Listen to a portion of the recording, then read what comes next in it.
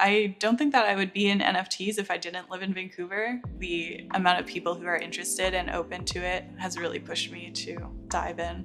Vancouver's role in the future of the metaverse, VR, AR, spatial computing is really at the center of gravity for this technology.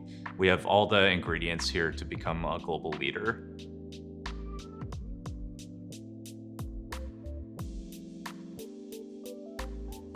I started the Vancouver VR AR Association in 2016. No one had a clue what VR AR was. Back then, there was only about 10 to 15 companies in the space, and we saw that there was just a huge ecosystem and a huge community.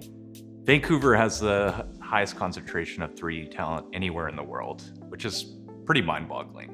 And a lot of that stems from the history of the film, visual effects, animation, and games clusters that have been here for over 40 years.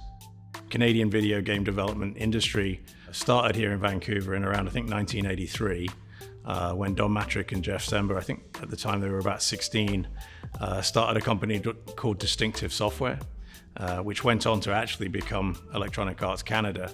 And so almost now for 40 years, the people in this town who've been in the video games industry, we've been thinking in 3D, and we've been thinking about how to create these sort of immersive environments. It's not an accident that Microsoft chose to put a lot of its mixed reality teams up here, knowing that they had that really sort of rich vein of talent to draw upon, most of which cut its teeth in the video games industry.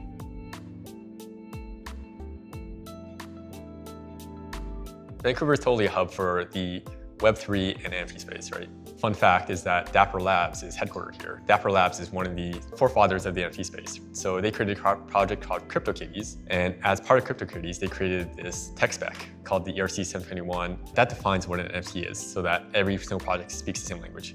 And so that was actually created here in Vancouver. When I was writing ERC 721, I figured everything we were doing was going to be not taken that seriously. It was a collectible, and it was going to be something that was going to be for fun.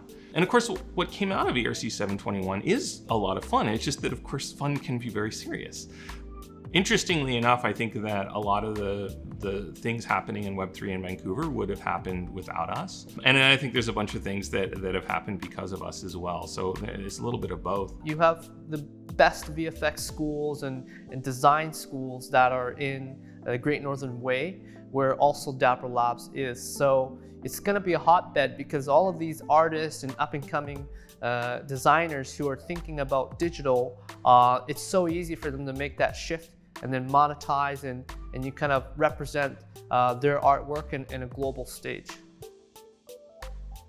Doodle is actually a project that is launched by a really good friend of mine, Evan Keast.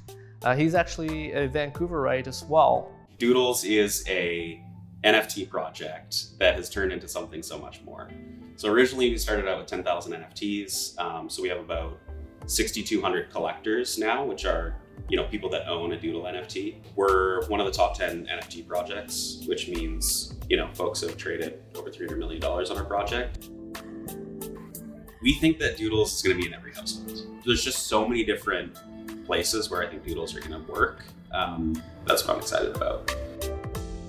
Now we're seeing all these Web3 companies from all over the world moving up to Vancouver, and I'm in meetings all the time to help these companies understand the landscape and the ecosystem here. We're at the center of this innovation, and it's really exciting to see all these companies come from nowhere and become global powerhouses.